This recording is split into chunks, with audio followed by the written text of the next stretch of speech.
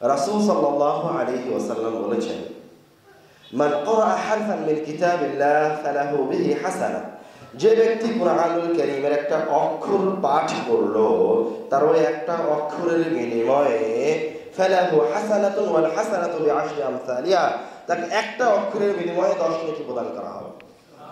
রাসূল বলেছেন, লা আকুলু আলিফ লাম মিম হারফ বাল আলিফুন হারফুন লামুন হারফুন মিমুন হারফ। কেউ যদি আলিফ লাম মিম তেলাওয়াত করে তো বিনিময়ে আল্লাহ রাব্বুল আলামিন তাকে কত নেকি দিবেন? 30 নেকি দিবেন। এটা হচ্ছে কুরআনুল কারীম তেলাওয়াতের স্বাভাবিক নেকি। যেখানেই থাকেন, যে অবস্থায় থাকেন, যখনই কোরআন তেলাওয়াত করেন না কেন, আপনার মিজানে, আপনার দাড়ি পাল্লায় এই নেকি যুক্ত হতে থাকবে প্রত্যেকটা অক্ষরের জন্য। ক্ষেত্র বিশেষে ফজিলত আলাদা হয়ে যাবে। আয়াতুল কুরসির যে উপকারিতা আছে, ওই উপকারিতাকে সামনে রেখে ওই নিয়ত করে আয়াতুল কুরসি তেলাওয়াত করলে আয়াতুল কুরসি ওই কাজ করবে। সূরা ফাতিহা যেই কাজ করতে পারে সেই কাজকে সামনে রেখে ওই জন্য সূরা ফাতিহা তেলাওয়াত করলে সূরা ফাতিহা ওই কাজ করবে। নাস, ফালাক, ইখলাসকে সামনে রেখে যদি সেটা তেলাওয়াত করা হয় তাহলে তার ফজিলত পাওয়া যাবে। এগুলি আলাদা আলাদা ফজিলত, কিন্তু সাথে যেই নেকিটা থেকে যাবে সেটা কি? প্রত্যেকটা অক্ষরের জন্য 10 নেকি। এবার আসেন, আরেকটা হাদিসে আসছে, عن عقبة بن عامر رضي الله تعالى عنه قال, عقبة بن عامر رضي الله تعالى عنه বলছেন, خرج رسول الله صلى الله عليه وسلم ونحن في الصفة, রাসূল সাল্লাল্লাহু আলাইহি ওয়াসাল্লাম তার বাসা থেকে বের হলেন আর আমরা মসজিদে নববীর বারান্দায় কোন এক ছায়াতলে অবস্থান করছি। فقال أيكم يحب أن يغدو كل يوم إلى بطحان أو العقيق, তোমাদের মাঝে কি এরকম কেউ আছে, আমার সাহাবীদের মাঝে, এই মসজিদের মুসাল্লিদের মাঝে এমন কোন ব্যক্তি আছে যে বুতহান অথবা আকিক নামক বাজারে গিয়ে ফ্রিতে সবচেয়ে দামি 2টি উট নিয়ে আসবে? তোমাদের মাঝে কি এরকম কেউ আছে যে এই 2টি বাজারে গিয়ে ফ্রিতে সবচেয়ে দামি 2টি উট নিয়ে আসবে? এবার সাহাবায়ে কেরামগণ উত্তরে বলছে, কুল্লুনা নুহিব্বু যালিকা ইয়া রাসূলুল্লাহ, কেননা উট হচ্ছে ওই সময় সবচেয়ে দামি জিনিস, আর উটের মাঝে সবচেয়ে দামি হচ্ছে উঁচু উট বিশিষ্ট উট। তো রাসূল বলছেন ফ্রিতে 2টি উট দেওয়া হবে এই 2টি বাজারে গেলে। সাহাবীরা সবাই খুশি হয়ে গেছে, কুল্লুনা নুহিব্বু যালিকা, আল্লাহর রাসূল আমরা সবাই তো চাই, আমরা সবাই তো এটা পেতে ভালোবাসি। এখন রাসূল সাল্লাল্লাহু আলাইহি ওয়াসাল্লাম পাওয়ার মাধ্যম বলে দিচ্ছেন, বলছেন, আফালা ইয়াগদু আহাদুকুম ইলাল মসজিদ ফায়ালাম আও ইয়াকরা আয়াতাইন মিন কিতাবিল্লাহ, তোমাদের মাঝে থেকে কোন ব্যক্তি যদি মসজিদে গিয়ে 2টি আয়াত তেলাওয়াত করে অথবা 2টি আয়াত আরেকজনকে শিখিয়ে দেয়, খায়রুল লাহু মিন নাকাতাইন, তাহলে তাকে ওই 2টি আয়াতের বিনিময়ে অথবা ওই 2টি আয়াত শিখিয়ে দেওয়ার বিনিময়ে সবচেয়ে দামি উটনির সমপরিমাণ নেকি তার আমলনামায় লিপিবদ্ধ করা হবে। ওয়া সালাসুন খায়রুন লাহু মিন সালাস ওয়া আরবাউন খায়রুন লাহু মিন আরবা' ওয়া মিন আ'জাদিহিন্না মিন আল-ইবল। এইভাবে তুমি মসজিদে গিয়ে যতগুলি আয়াত তেলাওয়াত করবে অথবা তুমি মসজিদে বসে যতগুলি আয়াত আরেকজনকে শিখিয়ে দিবে, প্রত্যেকটা আয়াতের বিনিময়ে তোমার আমলনামায় একটি করে সবচেয়ে দামি উটের সমপরিমাণ নেকি লিপিবদ্ধ করা হবে। হাদিস থেকে কি বুঝতে পারলে? হাদিস থেকে 2টা জিনিস স্পষ্টভাবে বোঝা যায়। তার প্রথম জিনিস হচ্ছে মসজিদকে সালাতের জন্য নির্মাণ করা হয়নি শুধুমাত্র, মসজিদ নির্মাণের পিছনে আর একটা বড় মহান যে উদ্দেশ্য আছে সেটা হচ্ছে শিক্ষা ব্যবস্থা জারি রাখা। হাদিস দ্বারা প্রমাণিত হচ্ছে, আরো একাধিক হাদিস আছে। আর একটা যেটা প্রমাণিত হয় সেটা হচ্ছে কোরআনুল কারীম তেলাওয়াত করেন যেখানে থাকেন না কেন, যে অবস্থাতেই থাকেন না কেন, কিন্তু কোরআনুল কারীম তেলাওয়াতের আর একটা সর্বোত্তম জায়গা কোনটি? মসজিদ। রাসূল চাচ্ছেন, আল্লাহ রাব্বুল আলামিন চান যে কোরআন কোথায় তেলাওয়াত করা হোক? মসজিদে বসে তেলাওয়াত করা হোক। এটা শুধু চান না, এটা যে শুধু আল্লাহ রাব্বুল আলামিন ভালোবাসেন তা নয়, আল্লাহ রাব্বুল আলামিন বলছেন তুমি যদি মসজিদে এসে তেলাওয়াত করো তো তোমার একটা অক্ষরের জন্য আলিফ লাম মিমের জন্য 30 নেকি তো আছে, আছে না নাই? ওই 30 নেকি আছে, কিন্তু ওই আলিফ লাম মিম ওটা যদি তুমি মসজিদে তেলাওয়াত করো তাহলে তোমাকে ওই 30 নেকির সাথে আরেকটা কি নেকি দেওয়া হবে? সবচেয়ে দামি উটনির সমান নেকি তোমার আমলনামায় লিপিবদ্ধ করা হবে। হাদিস প্রমাণ করছে যে কোরআন তেলাওয়াত করার একটা উত্তম জায়গা কি? মসজিদ। সুতরাং অবশ্যই মসজিদে শিক্ষা ব্যবস্থা থাকতেই হবে। এটা শুধু হাদিস দ্বারা প্রমাণিত নয়, রাসূল, সাহাবী, তাবেঈ, তাবেঈ এই সকল যুগে, সালাফদের যুগে প্রথম 3 শতকে শিক্ষা ব্যবস্থাই ছিল মসজিদ ভিত্তিক। মসজিদের বাইরে শিক্ষা ব্যবস্থাই ছিল না। মুহাম্মদ সাল্লাল্লাহু আলাইহি ওয়াসাল্লাম মক্কা থেকে হিজরত করে যখন মদিনায় গেলেন তো সর্বপ্রথম কি তিনি বাড়ি নির্মাণ করেছেন? বাড়ি নির্মাণ করেন, সর্বপ্রথম কি করেছেন? মসজিদ নির্মাণ করেছেন। সাহাবীরা মসজিদে থাকতেন, মসজিদে পড়াশোনা করতেন। শুধু তাই নয়, সাহাবীরা কখনো কোনো দেশ দখল করার জন্য যাননি। কেউ যদি বলে সাহাবীরা দেশ দখল করার জন্য গেছে, রাজত্ব নেওয়ার জন্য গেছে, তাহলে মিথ্যা কথা বলা হবে। প্রথমেই রাসূল এবং সাহাবীদের পক্ষ থেকে প্রত্যেকটা দেশে চিঠি প্রদান করা হতো। কোথাও তারা হামলা করতে যাননি, কোন দেশ তারা হামলা করে দখল করেননি। তারা দাওয়াতি কাজ প্রচারের অনুমতি চেয়েছেন, শিরকে রুখে দেওয়ার অনুমতি চেয়েছেন। যখন পাননি তখন যুদ্ধের ময়দানে অবতীর্ণ হয়েছেন। তো যেই সাহাবী যেখানে গেছেন, যে এলাকা দখল করেছেন, সর্বপ্রথম তারা যে কাজটা করেছেন, তারা রাসূল সাল্লাল্লাহু আলাইহি ওয়াসাল্লামের আদর্শ অনুযায়ী মসজিদ নির্মাণ করে সেখানে শিক্ষা ব্যবস্থা চালু করেছেন। আমি নিজে যখন মিশরে গেছি তো মিশর যে সাহাবী দখল করার জন্য এসেছিলেন, যিনি আফ্রিকার দুয়ারকে উন্মুক্ত করেছেন, মিশর হচ্ছে আফ্রিকার দরজা। মিশরের এক পাশে ইউরোপ, এক পাশে এশিয়া, আর এক পাশে আফ্রিকা। 3 মহাদেশের কেন্দ্রবিন্দু হচ্ছে এই মিশর। তো আমর ইবনে আল-আস রাদিয়াল্লাহু তাআলা আনহু যখন মিশর জয় করলেন, জয় করার পর উনিও মসজিদ নির্মাণ করেছেন। মসজিদ নির্মাণ করে শিক্ষা ব্যবস্থা চালু করেছেন। তার ওই মসজিদ আজও মিশরের মাটিতে আছে। শুধু তাই না, আমি যে আজহার বিশ্ববিদ্যালয়ে দীর্ঘদিন পড়াশোনা করলাম, সে আজহার বিশ্ববিদ্যালয়ে কোনো বিশ্ববিদ্যালয় ছিল না। মানে বাহিরে কোনো একাডেমিক ভবন আগে ছিল না, এখন হয়েছে। আগে দার্স প্রদান করা হতো মসজিদের ভিতরে। আমার শিক্ষকেরা বলে এক একটা পিলার ছিল এক একজন বিদ্বানের বসার জায়গা, এক একজন আল্লামার বসার জায়গা।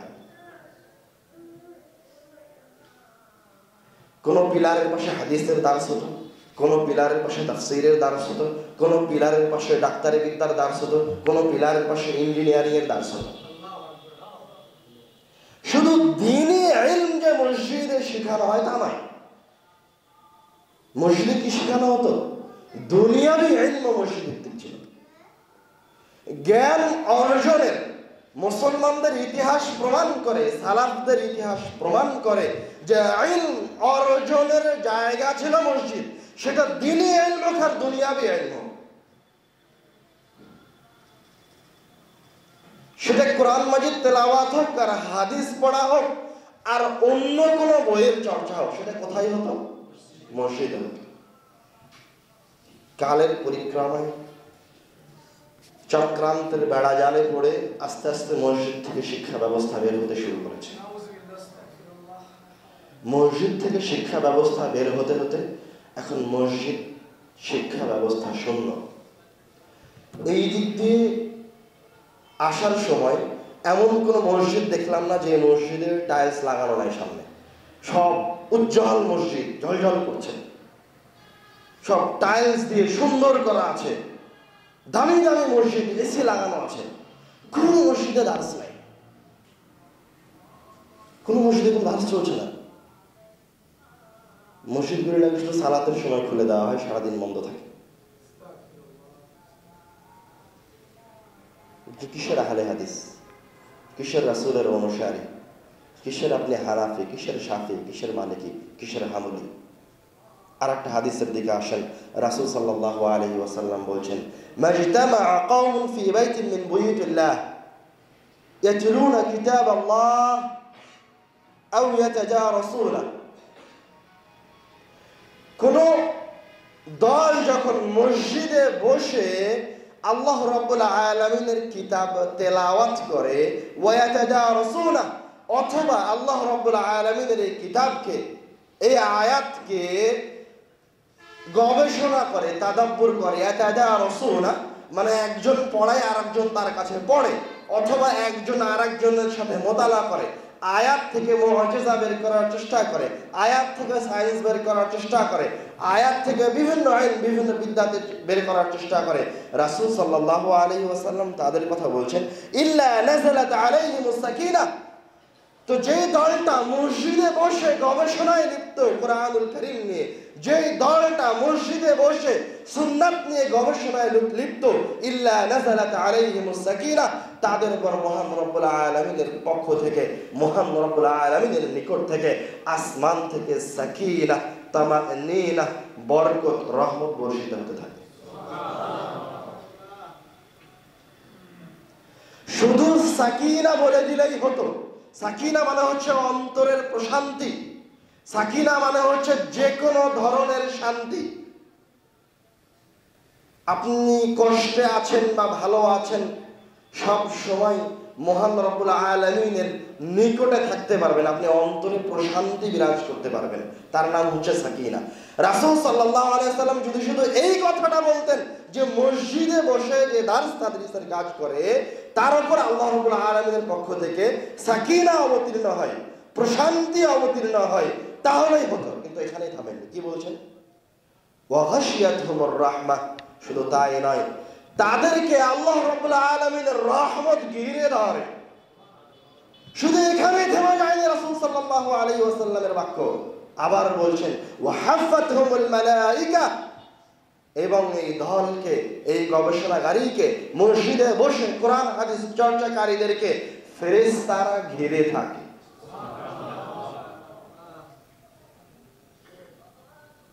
বুঝতে পারেননি আপনি মসজিদ কি জিনিস, মসজিদ কেন নির্মাণ করতে হবে, মসজিদের কাজ কি জানেনই না।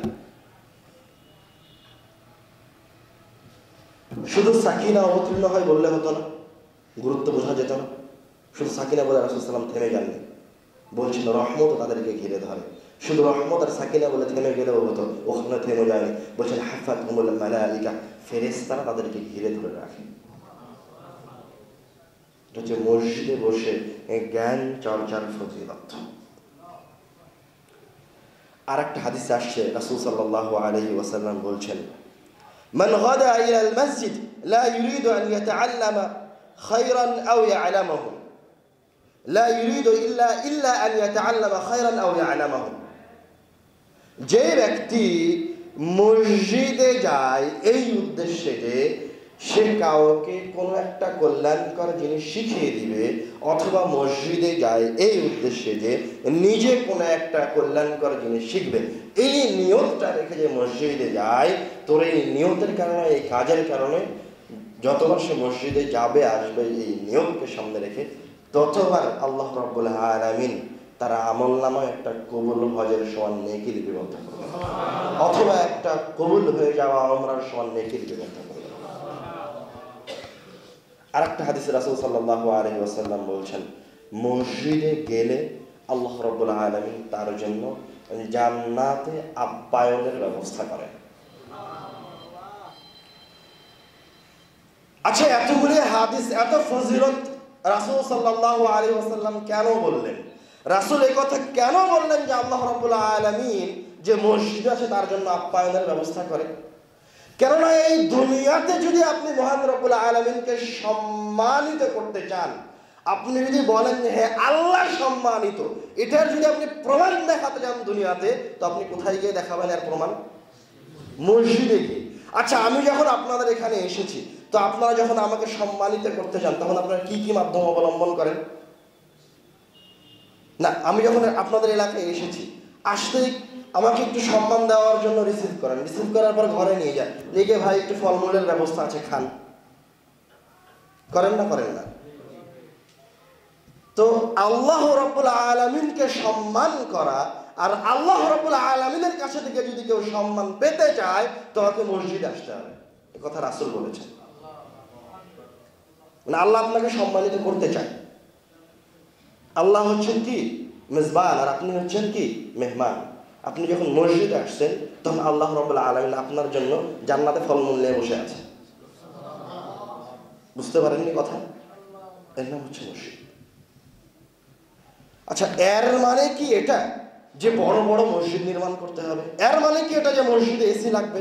এর মানে কি এটা মসজিদের মাঝে টাইলস থাকতে হবে? এর মানে এটা কোনোদিনই নয়, কখনো নয়। মুসলমানদেরকে অন্তরকে, মুসলমানদের বিবেককে, চিন্তা ভাবনাকে বিকৃত করে দেওয়া হয়েছে। মুসলমানরা চিন্তাই করতে পারে না, মুসলমানরা ভাবেও না যে সে কি কারণে সম্মানিত, কি কারণে সে অর্ধ পৃথিবী শাসন করেছে। চিন্তা করে না কোনো সময়, ভাবে না। আচ্ছা, মুহাম্মদ সাল্লাল্লাহু আলাইহি ওয়াসাল্লামের উপর যেদিন ইকরা বিসমি রাব্বিকাল্লাযী খালাক এই আয়াত অবতীর্ণ হয়েছে, ওই দিন কি মুহাম্মদ সাল্লাল্লাহু আলাইহি ওয়াসাল্লাম অর্ধ পৃথিবীর শাসন ক্ষমতা অর্জন করেছেন? তো মুহাম্মদ সাল্লাল্লাহু আলাইহি ওয়াসাল্লামকে অর্ধ পৃথিবীর ক্ষমতা অর্জন করেছেন বিশাল বড় প্রাসাদ নির্মাণ করে, বিশাল বড় মসজিদ নির্মাণ করে। ওই অর্ধ পৃথিবীর শাসন ক্ষমতা গ্রহণের জন্য, এইরকম সম্মানজনক জায়গায় পৌঁছার জন্য রাসূল সাল্লাল্লাহু আলাইহি ওয়াসাল্লাম যার পিছনে জীবন বাজি রেখে চেষ্টা করেছেন, যার পিছনে সাহাবায়ে কেরাম জীবন বাজি রেখে চেষ্টা করেছেন, তার নাম হচ্ছে ইসলাম শিক্ষা, তার নাম হচ্ছে কোরআনের শিক্ষা, তার নাম হচ্ছে সুন্নাতের শিক্ষা, তার নাম হচ্ছে কোরআনের তাফসীর, তার নাম হচ্ছে কোরআন মাজিদকে নিয়ে গবেষণা।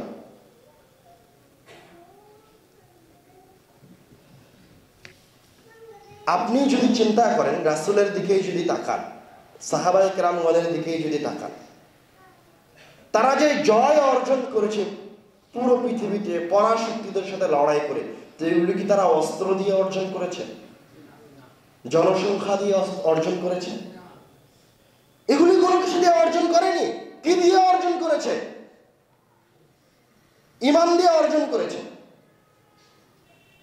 আচ্ছা, এই জায়গায় আপনার কাছে একটা জিজ্ঞাসা আসতে পারে, তার আগে আমি একটা জিজ্ঞাসা করে নিই আপনাকে, আপনি কি সর্বশ্রেষ্ঠ উম্মত না উম্মত না? মুহাম্মদ সাল্লাল্লাহু আলাইহি ওয়াসাল্লাম সর্বশ্রেষ্ঠ উম্মতের মালিক ছিলেন না? তো সাহাবায়ে কেরাম মুহাম্মদ সাল্লাল্লাহু আলাইহি ওয়াসাল্লাম ওরাও সর্বশ্রেষ্ঠ উম্মতের অনুসারী ছিলেন, ওরাও সর্বশ্রেষ্ঠ উম্মতের একটা অংশ ছিলেন। আমরাও সর্বশ্রেষ্ঠ উম্মত, সর্বশ্রেষ্ঠ উম্মতের অংশ। তারা সম্মানিত, তো আপনি অপদস্থ কেন? আপনি অপমানিত কেন? আপনি লাঞ্ছিত কেন? পুরো পৃথিবীতে আপনি সবচেয়ে নিকৃষ্ট জাতি কেন? তা আপনি মুসলমান এই জন্যই কি আপনি সর্বশ্রেষ্ঠ? মুসলমান নাম দিয়ে যদি ক্ষমতা পাওয়া যেত তো মুসলমানরা পুরো পৃথিবীতে অপদস্থ হতো না। শুধু আমি ঈমান এনেছি এই জন্যই যদি সকল যুদ্ধে জয় অর্জন করা যেত, তো মুসলমানদের হাত থেকে কোনো দেশ, কোনো এলাকা ইহুদি খ্রিস্টানরা বাতিল ফেরকারা জয় করে নিয়ে যেতে পারত না। তার মানে বোঝা যাচ্ছে যে শুধুমাত্র মুসলমান নাম অথবা শুধুমাত্র ঈমান এনেছি এই জিনিসটা আপনার জন্য কি করবে না, আপনার সম্মানকে বৃদ্ধি করতে, অথবা আপনার মর্যাদাকে বৃদ্ধি করতে, অথবা আপনার ক্ষমতাকে বৃদ্ধি করতে, অথবা আপনার শক্তিমত্তাকে বৃদ্ধি করতে কোনো কাজ করবে না। আপনার ঈমান, আপনার মুসলমান এই নাম তখন আপনার জন্য কার্যকরী হবে যখন আপনি রাসূলের কাছে ফিরে যাবেন, যখন আপনি সাহাবীদের আদর্শে ফিরে যাবেন। আপনি কিভাবে রাসূলের আদর্শে ফিরে যাবেন, কিভাবে সাহাবীদের আদর্শে ফিরে যাবেন? উত্তরে যাওয়ার আগে আবার বলি, মুহাম্মদ সাল্লাল্লাহু আলাইহি ওয়াসাল্লাম ক্ষুধার্ত ব্যক্তি, ভাত পান না তিনি, তার পেটে পাথর বাঁধা আছে, তার শরীরের কাপড়টাও জোটেনি, পেটে পাথর বাঁধা অবস্থায় খন্দকের যুদ্ধে পরীক্ষা খনন করছেন, পাথরে হাতুড় দিয়ে বাড়ি দিচ্ছেন। এই ক্ষুধার্ত ব্যক্তি, যার অস্ত্র নাই, কিছু নাই, যার কাছে তিন বেলার খাবার নাই, অস্ত্র তো বহু দূরের কথা, পরীক্ষা খনন করছেন আর বলছেন রোম পারস্য মুসলমানদের হাতে কি হবে, ছিন্ন বিচ্ছিন্ন হয়ে যাবে, মুসলমানরা একদিন রোম পারস্য জয় করবে। তো রোম পারস্য হচ্ছে ওই সময়ের পরাশক্তি, এই সময়ের আমেরিকা যুক্তরাষ্ট্র যুক্তরাজ্য। এই সময়ের চীন। তো এখন যদি কোনো হতদরিদ্র এই কথা বলে যে তোমরা আমেরিকা জয় করবা, তো কথাটা আপনার কাছে হাস্যকর মনে হবে না? মনে হবে না? হবে না? মোটেও পাগল হয়ে গেছে। মানে কসম খেয়ে বলা যাবে যে আপনি ওকে পাগল বলবেন। কেউ যদি আপনাকে এসে বলে, কোনো হতদরিদ্র যার কিছুই নাই এরকম কোনো ব্যক্তি এসে যদি বলে যে তোমরা আমেরিকা জয় করবো, তাহলে আপনি তাকে পাগল বলবেন পরের দিন থেকে। তো মুহাম্মদ সাল্লাল্লাহু আলাইহি ওয়াসাল্লাম ওই রকমই একজন ব্যক্তি, যার না অস্ত্র আছে, যার না কাপড় চোপড় আছে, যার না 3 বেলার খাবার আছে, বলছে যে তোমরা আরব পারস্য জয় করবে। তো সাহাবায়ে কেরামগণ ওইভাবে বিশ্বাস নিয়ে নিলেন, ওইভাবেই বিশ্বাস অর্জন করলেন।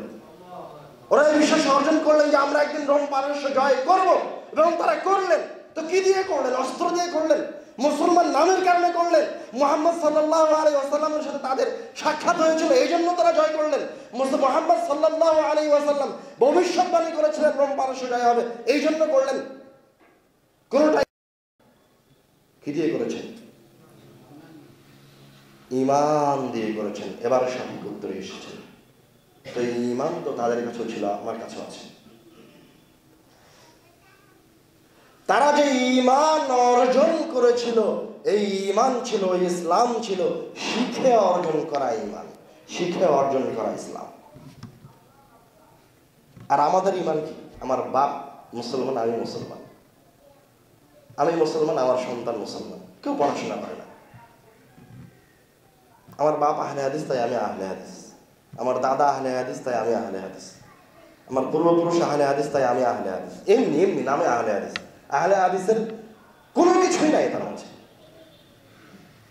ওই যে রাসূল সাল্লাল্লাহু আলাইহি ওয়াসাল্লামের অনুসারী বলছে, সাহাবীদের অনুসারী বলছে, তার কোনো নমুনাই তার মাঝে নাই। আপনিও যদি শিখে ঈমান অর্জন করেন, তো আপনিও পরাশক্তিতে পরিণত হবেন। আপনার ঈমান যত শক্তিশালী হবে, আপনি যত ধর্মপ্রাণ হবেন, আপনি তত বেশি অপ্রতিরোধ, আপনি তত মজবুত দুর্গ। তো এই ঈমান কোথায় অর্জন করা যাবে? এই ইসলাম আমার সন্তানেরা কোথায় পাবে? আপনি যদি মনে করেন যে ঈমান আর ইসলাম শেখানোর জন্য তো আমাদের ইসলামে জালসা আছে, কিয়ামত পর্যন্ত যদি ইসলামে জালসা করা হয়, তো মানুষ এই ঈমান অর্জন করতে পারবে না, এই ইসলাম শিখতে পারবে না। আপনি যদি বলেন মাদ্রাসা করে ইসলাম প্রচার করা যাবে, মাদ্রাসা করে ইসলাম প্রচার করা সম্ভব নয়। 100% এই ইসলামী শিক্ষা প্রত্যেকটা সন্তানকে দেওয়া সম্ভব নয়। যেই মাধ্যমে রাসূল সাল্লাল্লাহু আলাইহি ওয়াসাল্লাম সাহাবায়ে কেরামগণ তাদেরকে তারা শিক্ষা অর্জন করেছেন এবং তাদের সন্তান সন্ততিদেরকে শিখিয়েছেন, ওই মাধ্যমে ফিরে যেতে হবে। ইসলামে জালসা করে কেন হবে না? ইসলামে জালসা একজন হুজুর আসলে সব বিষয়ে 2 ঘন্টা আলোচনা করবে, তারপরে চলে যাবে। ওইটার কোনো উপকারিতা চলমান থাকবে না। মাদ্রাসা করে কেন হবে না? মাদ্রাসায় সর্বোচ্চ বাংলাদেশের শতকরা 2% ছাত্র মাদ্রাসায় পড়ালেখা করে, বাকি 97-98% ছাত্র কোথায় পড়ে? স্কুলে পড়ে। তো মাদ্রাসা দিয়ে কি এই শিক্ষিত সমাজ, শিক্ষিত প্রজন্ম আসবে? আসবে না। শিক্ষিত প্রজন্ম নিয়ে আসার জন্য মসজিদ ভিত্তিক শিক্ষা ব্যবস্থা নিয়ে আসতে হবে। মসজিদ ভিত্তিক শিক্ষা ব্যবস্থায়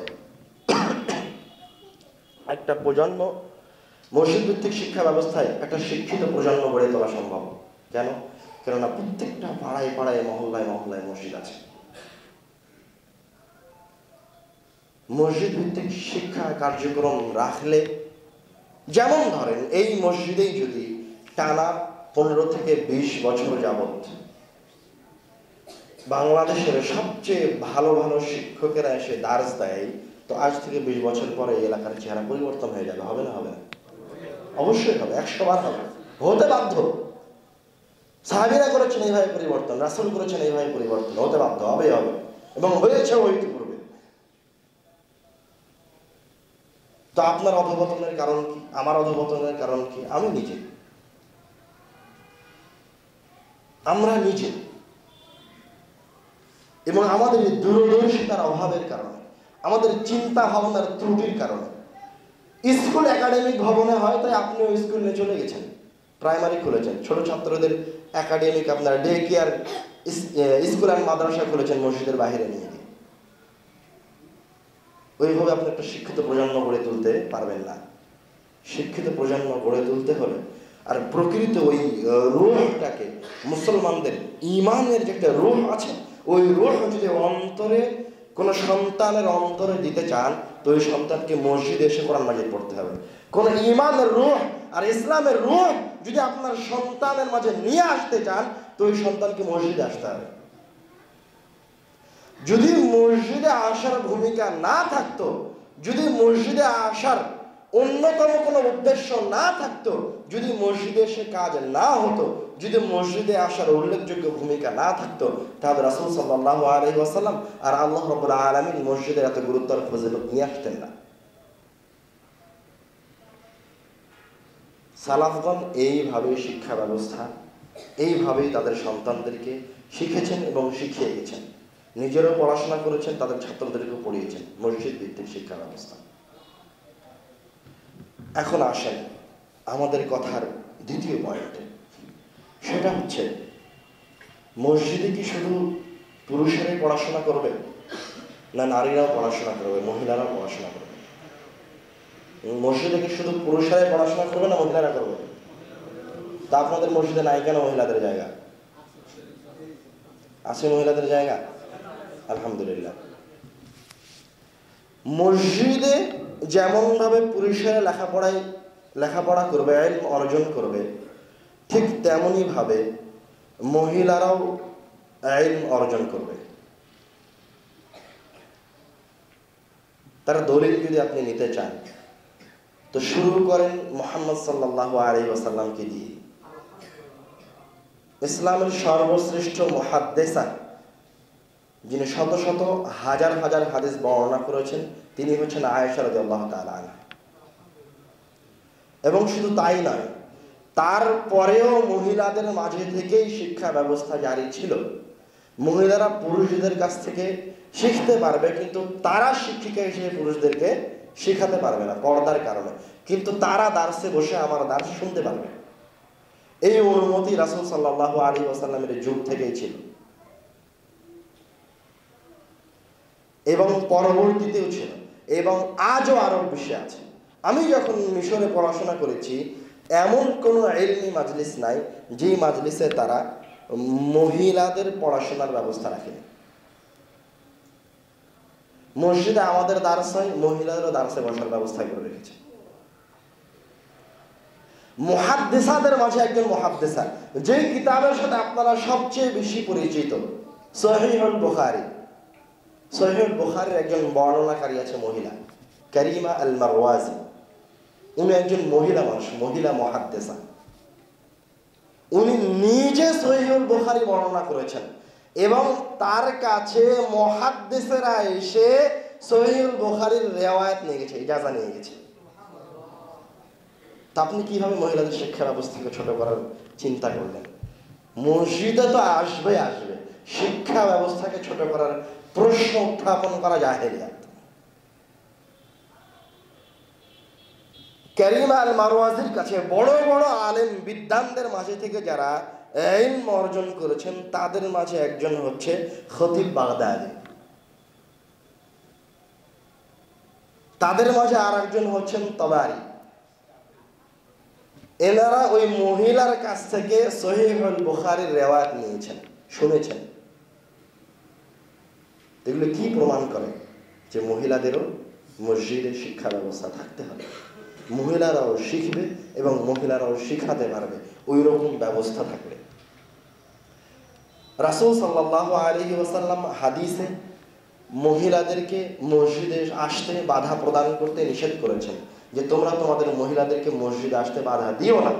তবে রাসূল সাল্লাল্লাহু আলাইহি ওয়াসাল্লাম এই কথাও বলেছেন যে তাদের জন্য বাড়িতে থাকাই উত্তম।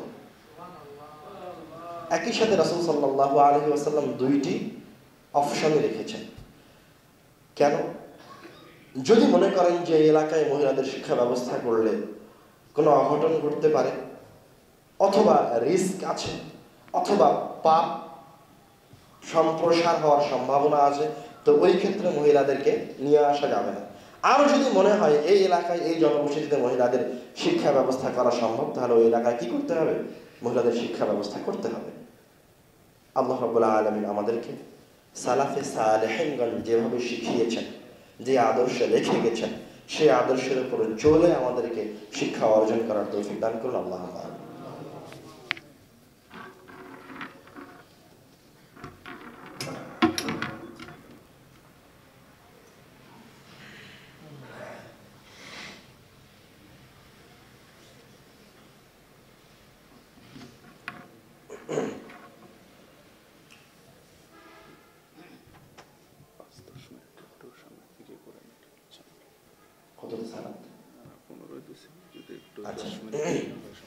আমাদের আলোচনার দ্বিতীয় অংশে আসি। দ্বিতীয় অংশে যাওয়ার আগে আরেকটা কথা বলে নেই, যেটা আমাদের আগের অংশের সাথে জড়িত। সেটা হচ্ছে যে প্রশ্নটা উত্থাপন করলাম, যে মসজিদ মানে ইসি লাগানো, টাইলস লাগানো, বড় বড় বিল্ডিং নির্মাণ করে মসজিদ বানানো, এটা নয়। মসজিদ নির্মাণের পিছনে প্রথম উদ্দেশ্য থাকবে সালাত কায়েম করা, দ্বিতীয় উদ্দেশ্য থাকবে শিক্ষা ব্যবস্থা প্রণয়ন করা। দলিল, ওমর রাদিয়াল্লাহু তাআলা আনহু অর্ধ পৃথিবীর শাসক।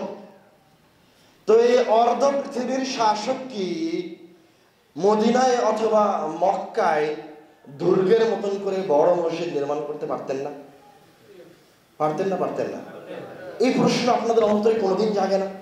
কোন আলেমের অন্তরে কোনোদিন জাগে না যে কই মক্কায় আর মদিনায় তো এরকম কোন পুরাতন স্থাপত্য আমাদের নজরে পড়ে না? তো আপনি কেন বড় মসজিদের পেছনে ছুটেছেন? আপনি কেন কারুকার্যপূর্ণ মসজিদের পেছনে ছুটেছেন? বড় মসজিদ করেন যদি মুসল্লি থাকে, কিন্তু আপনি কারুকাজের পিছনে কেন ছুটলেন? লক্ষ কোটি টাকা কেন ব্যয় করলেন? কিয়ামতের দিনের জবাব দিতে হবে, অবশ্যই দিতে হবে। যদি মসজিদকে ডেকোরেশন করার প্রয়োজন হতো, অতিরিক্ত কোনো জিনিস নিয়ে আসার প্রয়োজন হতো, তো ওমর রাদিয়াল্লাহু তাআলা আনহু সবচেয়ে বড় মসজিদ নির্মাণ করতেন মদিনায়। সবচেয়ে বড় মসজিদ আর সবচেয়ে বেশি কারুকার্যপূর্ণ মসজিদ নির্মাণ করতেন কোথায়? মক্কায়। তারা সময় কোথায় ব্যয় করেছেন? তাদের লোকবল ছিল না, তাদের অর্থ সম্পদ ছিল না। যিনি অর্ধ পৃথিবীর শাসক, তার কাছে লোকবল নাই, তার অর্থ সম্পদ নাই, তিনি রোম পারস্যের মতো দুর্গ নির্মাণ করতে পারতেন না। ওনারা কি করেছেন? ওনারা জানেন এগুলি মরীচিকা। ওনারা জানেন এই বড় বড় মিনার হচ্ছে মরীচিকা, মুসলমানদের অধঃপতনের কারণ। ওনারা জানেন যে শিক্ষা ব্যবস্থা না করে যদি মসজিদে টাইলস লাগানো হয় তো টাকা পয়সার অপচয়।